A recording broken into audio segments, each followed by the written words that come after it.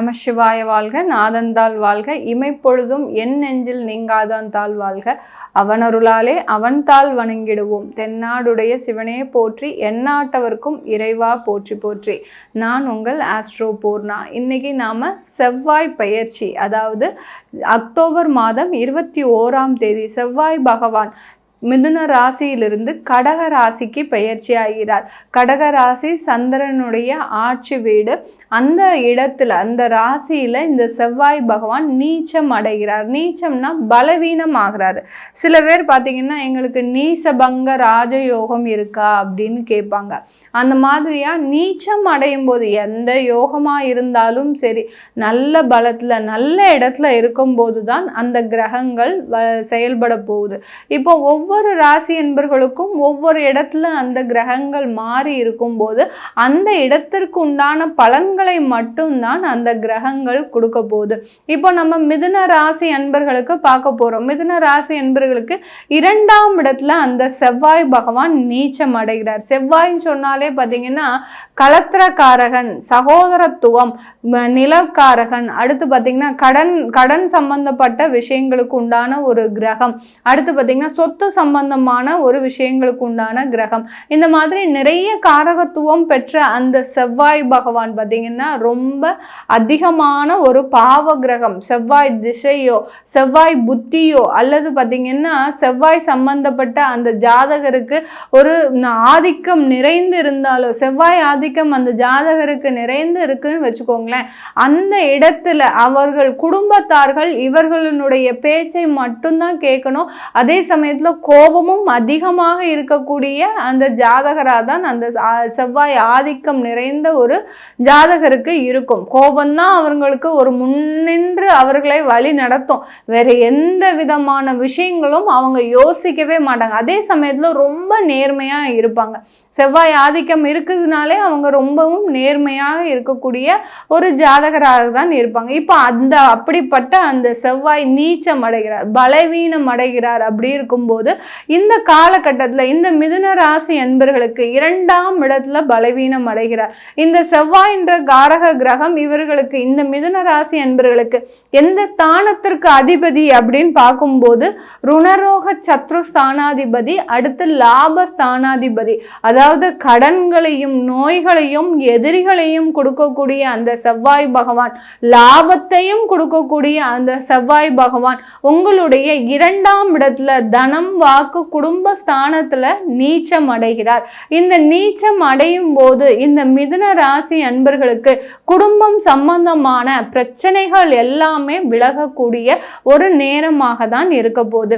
இந்த செவ்வாய் நீச்சம் அடையும் போது இந்த மிதுன ராசி அன்பர்களுக்கு தன்னுடைய வாக்குல ஒரு எச்சரிக்கையாக இருக்கக்கூடிய ஒரு நேரமாக இருக்கும். இந்த செவ்வாய் பகவான் நீச்சம் அடைந்து எத்தனை நாட்களுக்கு இருக்கிறார் அதே இடத்துல அப்படின்னு பார்க்கும்போது 2025 ஜனவரி மாதம் 20ஆம் தேதி வரை கிட்டத்தட்ட 3 மாதங்களுக்கு 90 நாட்களுக்கு இந்த செவ்வாய் பகவான் இதே இடத்திலேயே நீச்சம் அடைந்து இருக்கிறார். இது மிதுன ராசி அன்பர்களுக்கு சாதகமான பலன்களையும் தரக்கூடிய ஒரு நேரமாக இருக்கும்.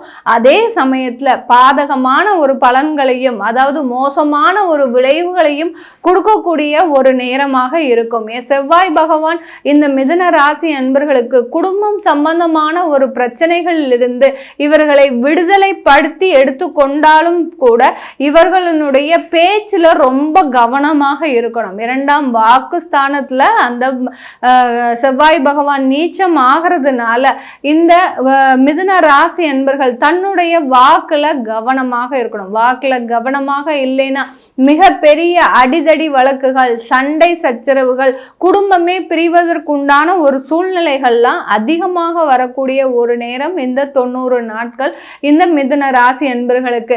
ரொம்ப வாக்குல கவனமா இருந்தீங்கன்னா உங்களை மாதிரியான இந்த 90 நாட்கள் வேற யாருமே அனுபவிக்க முடியாது.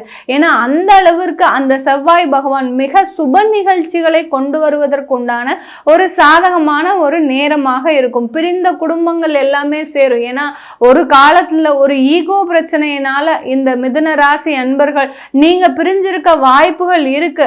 அந்த பிரிந்த குடும்பங்கள் எல்லாமே இப்போ ஒன்று சேருவதற்கு, தன்னுடைய தவறுகளை உணர்ந்து செயல்படுவதற்கு உண்டான ஒரு நேரமாக இருக்கும். ஏன்னா அந்த செவ்வாய் நீச்சம் அடைகிறார் குடும்பஸ்தானத்துல. அவர் நீச்சம் அடையும் போது எதிரியினுடைய தொந்தரவுகள் குறைவதற்கும், அடுத்து பார்த்தீங்கன்னா உங்களுக்கு தேவையில்லாத வழக்குகள் இருந்து விடுதலை பெறுவதற்கும் உண்டான ஒரு காரண நேரமாக தான் இருக்க போது இந்த மிதுன ராசி என்பர்களுக்கு. லாபஸ்தானாதிபதி, அப்போ லாபஸ்தானாதிபதின்னு சொல்லும் போது தொழில்ல நிறைய கஷ்டங்களையும் கடன்களையும் சந்தித்து வந்த இந்த மிதுன ராசி என்பர்கள் இந்த காலகட்டத்துல தொழில் ரீதியான கடன்களை அடைப்பதற்கு நீங்க போராட வேண்டிய ஒரு நேரமாக இருக்கும். எப்படி எங்களுக்கு கடனை அடைப்பதற்கு எங்களுக்கு வருமானமே வரலையே, நாங்க எப்படி கடனை அடைப்போம் அப்படின்னு கேட்கும்போது இந்த மிதுன ராசி என்பர்களுக்கு அந்த செவ்வாய் தனஸ்தானத்துல உங்களுக்கு நீச்சம் அடைகிறார். அந்த பொருளுக்காக, அந்த வருமானத்திற்காக நீங்க அதிகமாக போராட வேண்டிய நேரமாக இருக்கும். அந்த போராட்டம் உங்களுடைய கடனை அடைப்பதற்கு மட்டும்தான் உபயோகமாக இருக்குமே தவிர உங்களுடைய சேமிப்புக்கு அந்த பணம் பயன்படாது இந்த மிதுன ராசி அன்பர்களுக்கு. ஏன் அப்படி சொல்றேன் அப்படி இருக்கும்போது, அந்த சேமிப்பு தனஸ்தானத்துல பலவீனம் ஆயாச்சு.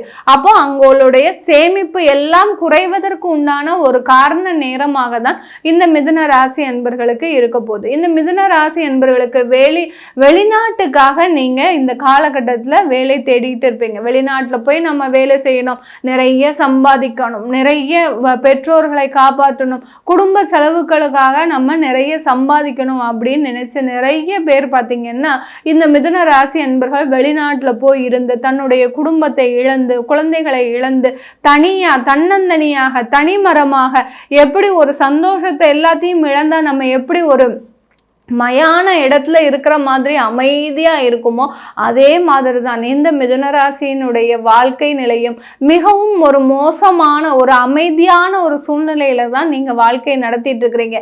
நான் எப்போ வாயை திறந்தாலும் எங்களுக்கு பிரச்சனை தான் வருது, அதனால நாங்க வாயை திறக்காம அமைதியா இருக்கிறோம். ஒரு ஃபோன் பண்ணி குழந்தைகளோட பேசினா கூட, உறவுகளோட நம்ம பேசினா கூட அங்கேயும் தேவையில்லாத ஒரு பிரச்சனைகள் தான் வருது. இதனால எனக்குன்னு ஆதரவு கொடுக்கறதுக்கு யாருமே இல்லை அப்படின்னு நினைக்கிறவர்களுக்கு, இந்த மிதுன ராசி என்பவர்களுக்கு வெளிநாடு சம்பந்தமான ஒரு முயற்சிகள்ல நல்ல வெற்றிகள், பலவீனம் அடையும் போது வெளிநாட்டு சம்பந்தமான முயற்சிகள் எல்லாமே வெற்றியை தரக்கூடிய ஒரு முயற்சிகளாக தான் இருக்கும். சில பேருக்கு பாஸ்போர்ட், வீசா இதுலெல்லாம் தடைகள் அடிக்கடி இருந்துகிட்டே இருக்கு அப்படின்னு சொல்லக்கூடிய. ஏன்னா 11ஆம் இடம்ன்றது பார்த்தீங்கன்னா வெளிநாடு சம்பந்தமான முயற்சிகள், அதாவது மேல் நாட்டுக்கு செல்லக்கூடிய ஒரு நிலைக்கு கொண்டு வரக்கூடிய ஒரு நேரமாக தான் இருக்க போது இந்த 3 மாதங்கள் இந்த மிதுன ராசி என்பர்களுக்கு.